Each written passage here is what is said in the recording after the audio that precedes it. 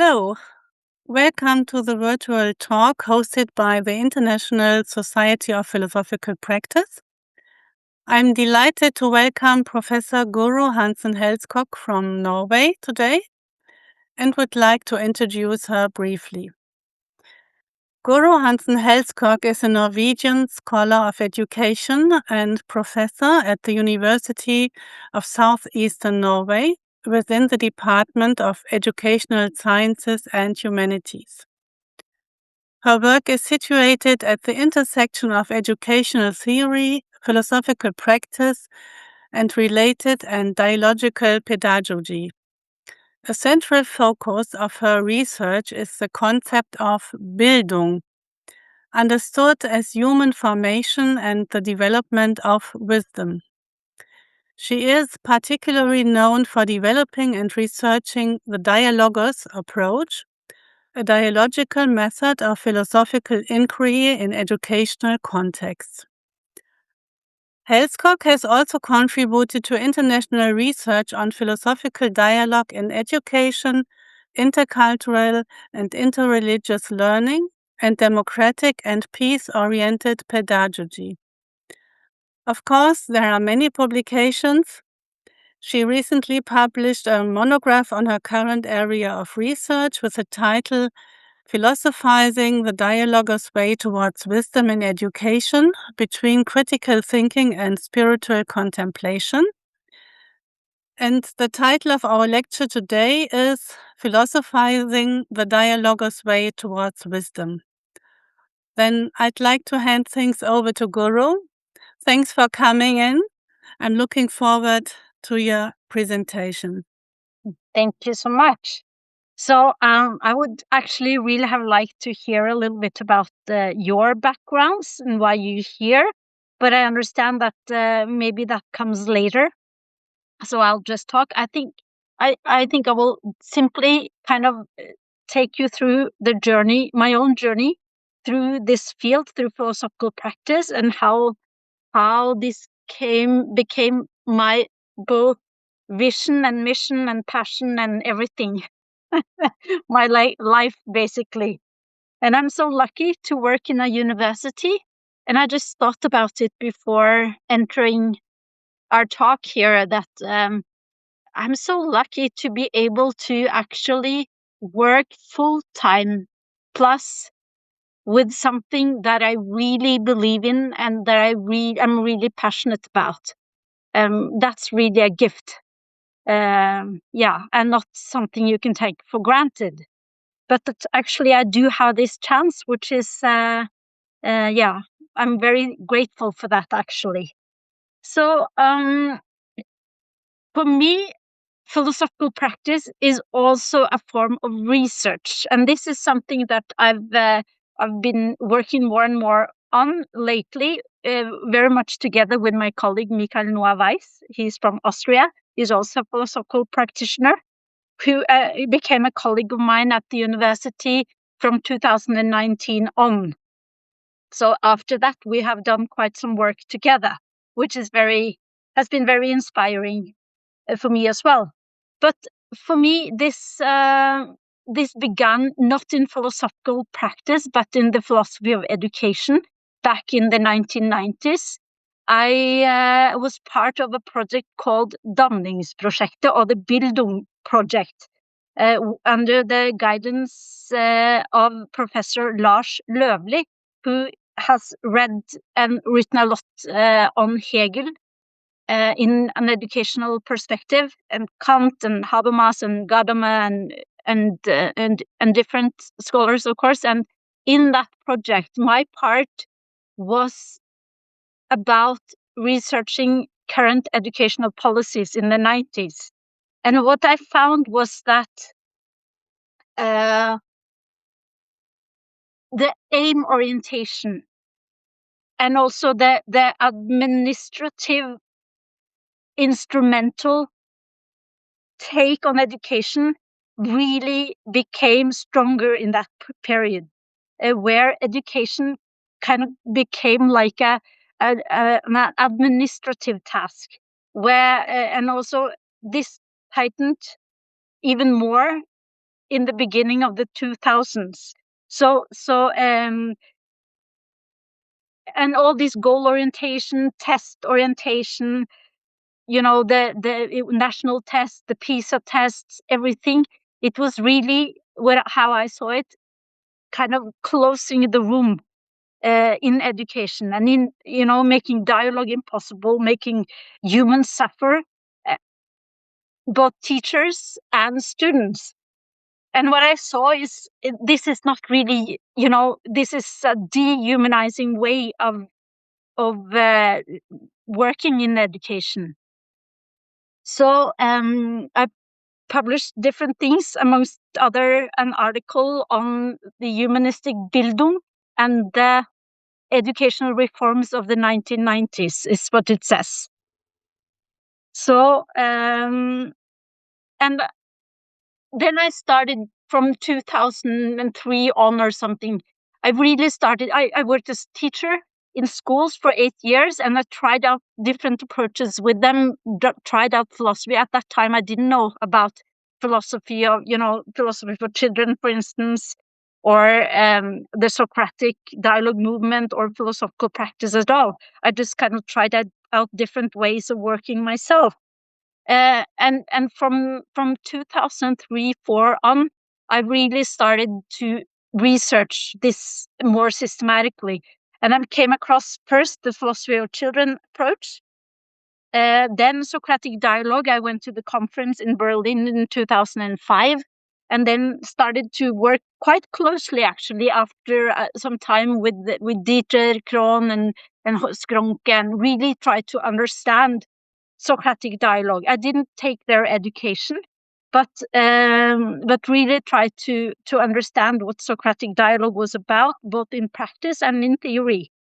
And also Oscar Brennifier, he came a lot to Norway at the time, so I also got to know him and work quite closely with him. These are very different ways of working in philosophical practice, but I tried to learn them all, so to speak, from the inside, and by engaging with the people that kind of carried these legacies.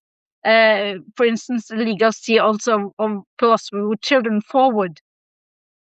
And then Finn Torbjørn Hansen in Denmark, he kind of took Socratic dialogue. He was inspired by Socratic dialogue, the German way, and took this further into a more existential Heideggerian inspired form of Socratic dialogue. So he developed it in a slightly different way.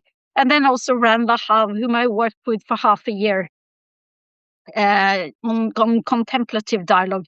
So there's been a lot of different inspirations to what was to become the Dialogos approach.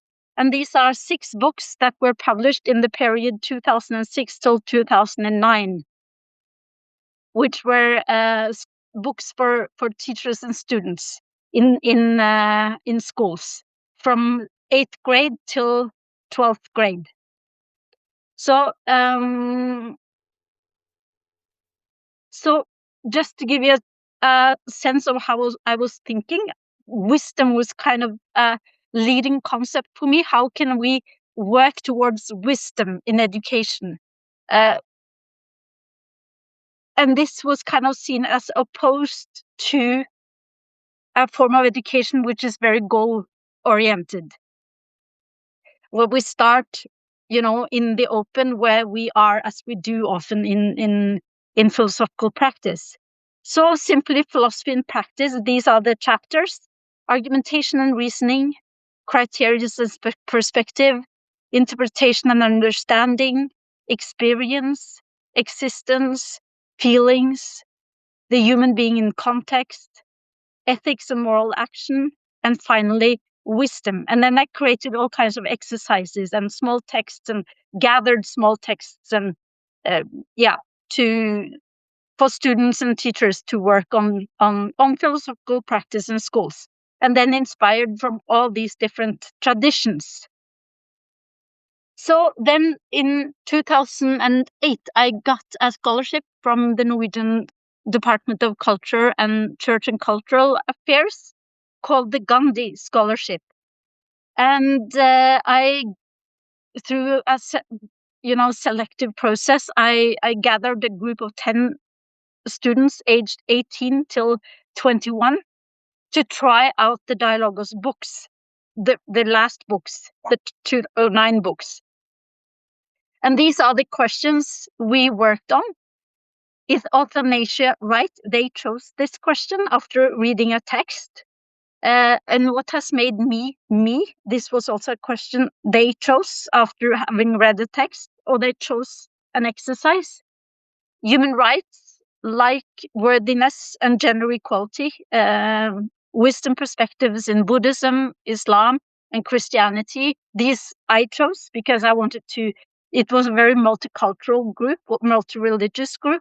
This was kind of the selection criteria I used when putting together the group. I wanted them to be as different as possible. And then we worked on all these different perspectives. Yeah.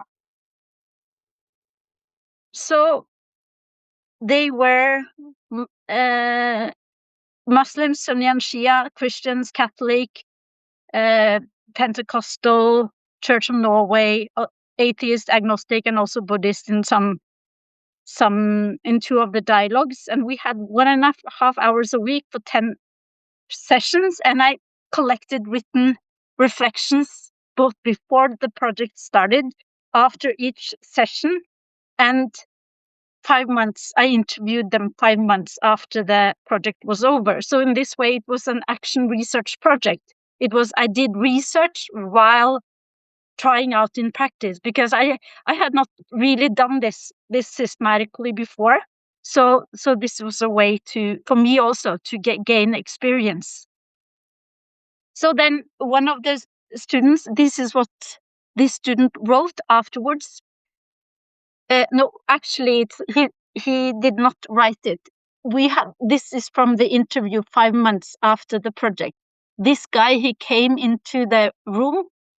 He sat down. He took a paper cup and he put it upside down. And he said, "When we started the project, it was as if I was trapped inside a ring. It was narrow inside of me.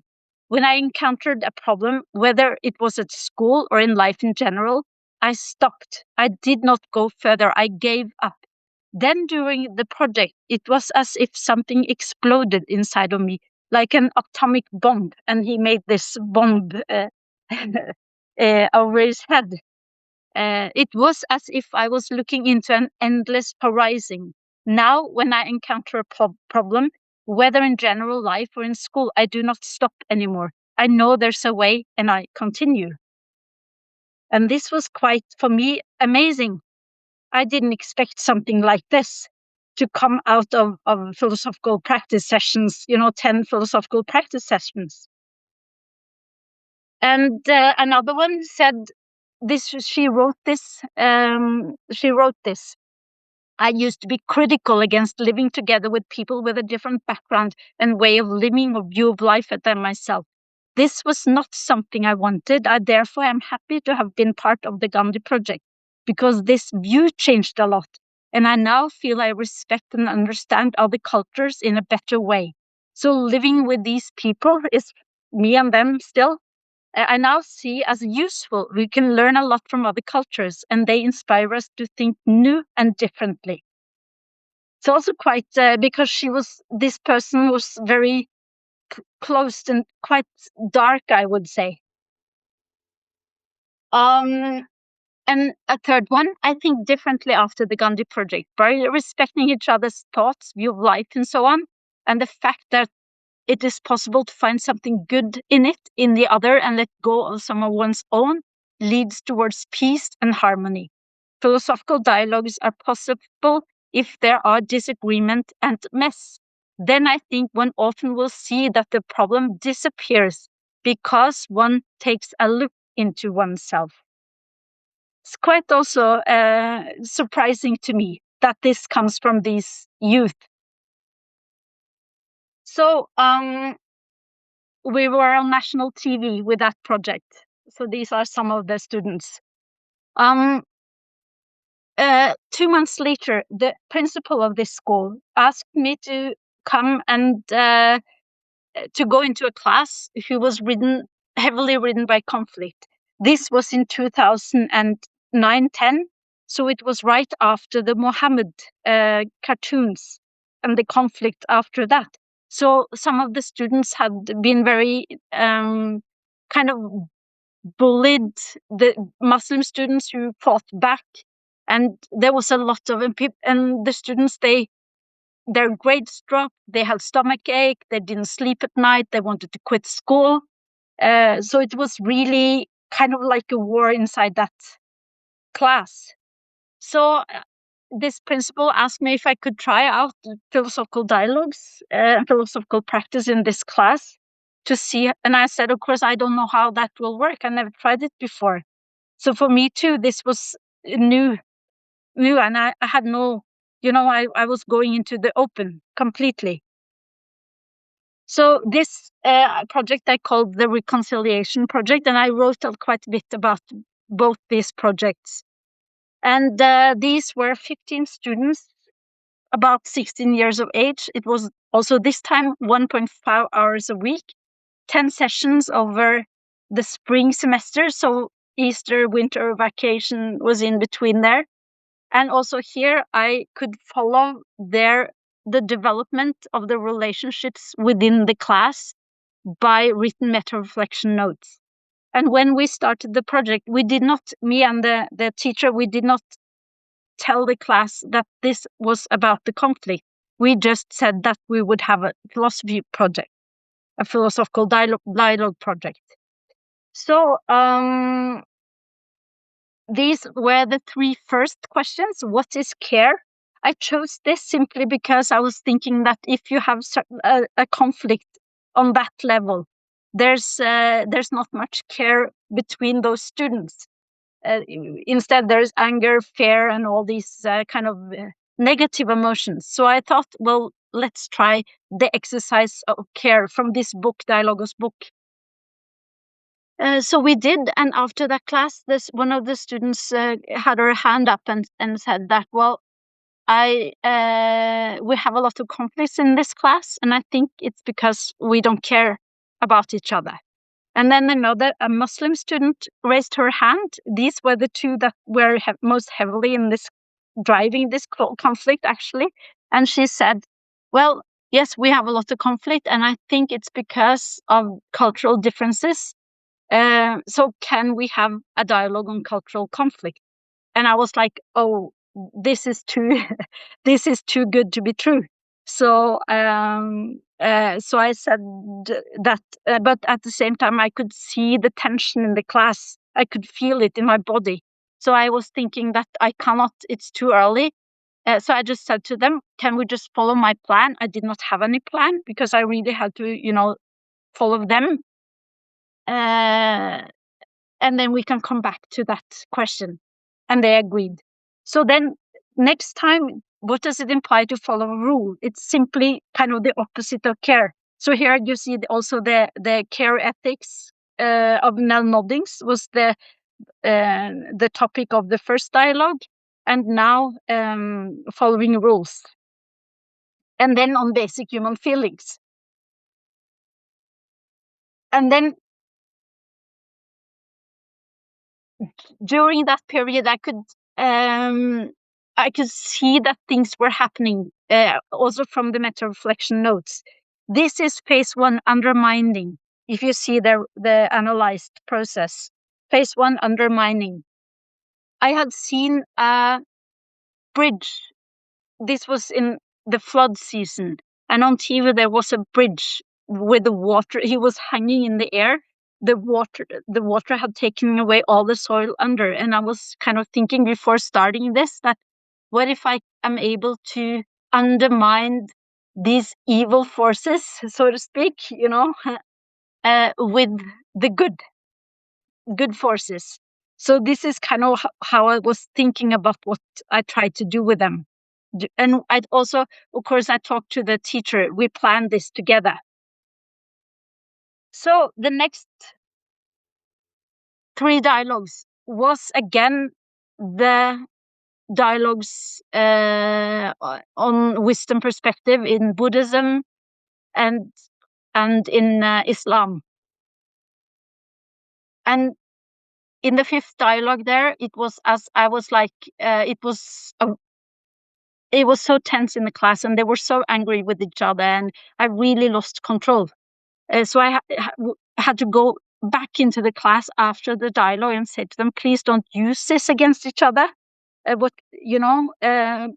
Please treat each other well. And then actually this dialogue led to kind of a dissolvement of the conflict. You see phase 2, dissolvement. And then the next time we could actually take this question, what is a cultural conflict? And it worked well.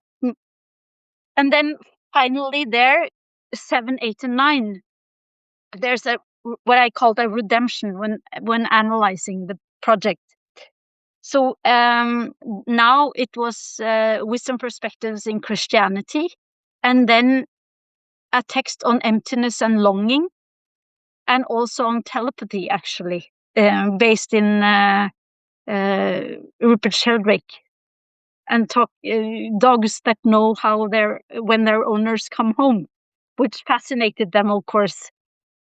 And then the 9th dialogue was on what is happiness, and they created the question. And at that time, they were ended up sitting in a circle, with me also in the circle, on their tables. And I asked them, do you have an example from your own life where you were happy? And some had normal examples. They had done this quite a few times now.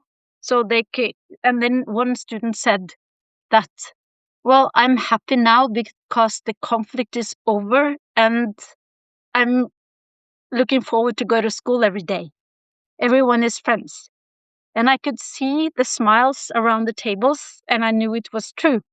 So, actually, it led to reconciliation. So the next time I could mix all the students, so they worked on and they could work on communication exercises. So it did lead to reconciliation, actually. And one of the students wrote this in her meta-reflection note after the 9th dialogue. The conflict was, excuse the expression, hell in the beginning, and it did not get any better. As time passed by, it became brighter here in the classroom, and the positive energy took over. Today, it is like blue sky here in our class. It's wonderful to come to school to meet good friends and a classroom full of light. During the dialogue, I felt comfortable, and I have not been afraid to say what I think and feel. The thought that we will soon be separated gives me stomachache. Now I really like it here. We are laughing together, work and discuss together without any negative attitudes. I've learned a lot of new things during the dialogue today. I see things and think about things in many and different ways. So this was her words. And then, of course, later I've tried out these different kinds of projects in different kinds of settings. This project is with teacher students in university, 10 students who was part of an international teacher education for primary school course called Intercultural Understanding and Religion. And here you can see what the students themselves said. These philosophizing together, reading Plato, reading, trying dialogues the Brennifier way, Socratic dialogue, philosophy with children, reading and writing and dialoguing. This, after 1 month, this is what they said. Like Eleanor, she said that before she was accepting other views. Now she understands other views. So from accepting, from tolerance, maybe, towards understanding, it's quite a move, actually. And Eckhart, who had nothing on the ground, I'm not sure what he means with this, to a flower that almost bloomed. There's something that is opening up here. Evan, who says that he moved from accordance to analysis. We have to kind of guess what this means, but probably, as I understand it, to take things at face value, to have become more analytical and reflective in the way he sees reality, maybe. And Eva, close to open. Evelina, who was exhausted and insecure, to energized, embraced, and curious. And this, of course, happens within the group. And you can say, does this have anything to do with philosophical practice and the topics in themselves? No, maybe not. But it's really, I would say, a humanizing practice where the students, both in the former project that I described and here, really see each other differently and ends up being in the world in a different way. So, and then doing research into this, all these projects, I've written about all of them and used kind of an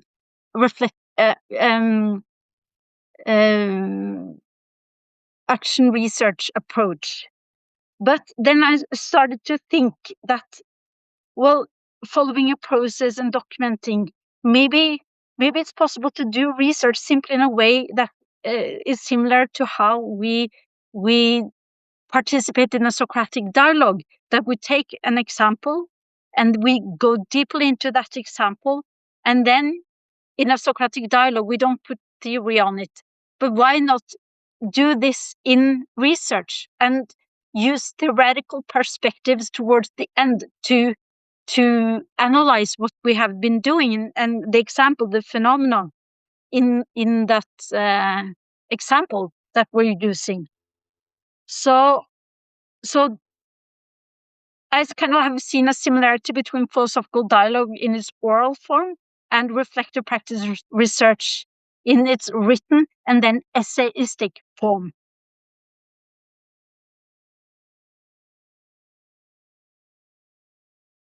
So just to see a little bit what the difference between the two. Pullman, he describes action research as having the goal to improve not our theories, as in physics or biology, but our practices, as in medicine and engineering.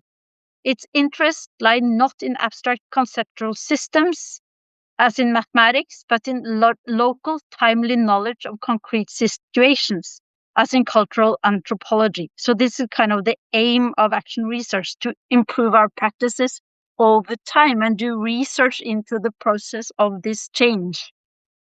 While reflective practice research, this is Anders Linseth, who is a philosophical practitioner himself, has worked a lot with Achenbach. He says that the purpose of researching practical knowledge is also here to improve it. But this is not possible without understanding what determines this knowledge. This is what we try to do in reflective practice research. It starts not from a defined knowledge gap, but in a wonderment about what makes a practice special or problematic. Meaning in the experience that something is right or not right about the practice. Reflective practice research assumes that one's practice implies an implicit knowledge that should be explicitly expressed.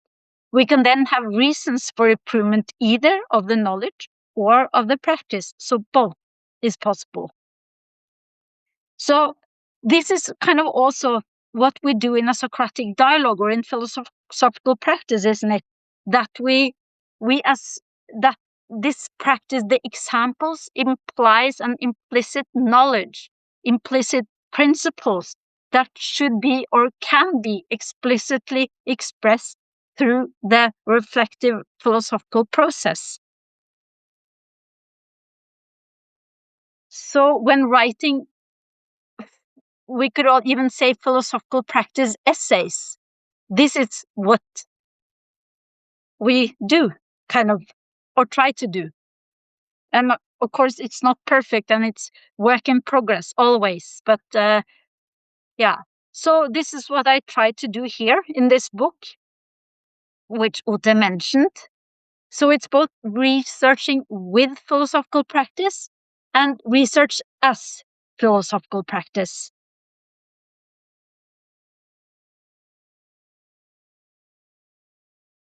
And this is a model from this book.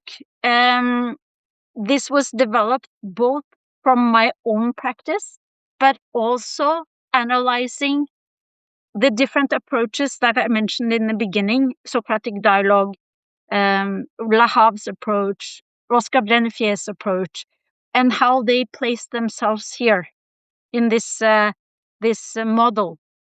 And I've also called it a 6-dimensional model for wisdom-oriented pedagogy. It's actually become 7 now because I always also put body and sensation or sensory.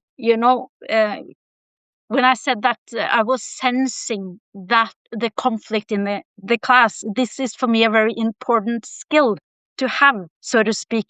To take things in, not first and foremost through the mind or through the kind of reason and brain, but through the body and through intuition, and to follow that gut feeling or the intuition when facilitating these dialogues is also important. So that's why 7th dimension has come in there. So Ran Lahav I placed mostly in the spiritual ideal, Oscar Brennefier mostly in the critical and analytical dimension, Finn Torbjørn Hansen mostly in the existential emotional dimension, and all, of course, have elements of all of them. While the Dialogos approach, I also see this relational communicative dimension as very important. I talk about philosophizing heart to heart as important, not only rationally, not only through logical thinking, but also you can do that as well, of course, in a session or several sessions even. But you also need to focus on the other dimensions to make this kind of magic, I would say, possible. So these are 3 of the books that the 2 first are already published. First one I mentioned my colleague Mikael Noah Weiss, which we did this together, Reflective Practice Research in Higher Education Pedagogies, where we used actually philosophical practice, research with philosophical practice in order to write essays with a lot of colleagues. 15 chapters with different people there. And then this book, Reflective Practice Research and International Collaboration, came out this in 2025, December. And here it's also where we used philosophical practice kind of in a way to help each other write philosophical essays about international collaboration. And then this last book, it's now under language editing. It's coming hopefully in September or something. It's The Humanizing Power of Philosophical Practice in Education and Counseling, where a lot of people are contributing, and where we also kind of run the process as a philosophical practice process. So this was what I kind of planned to say before we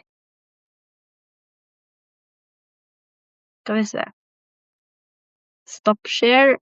Oh, sorry.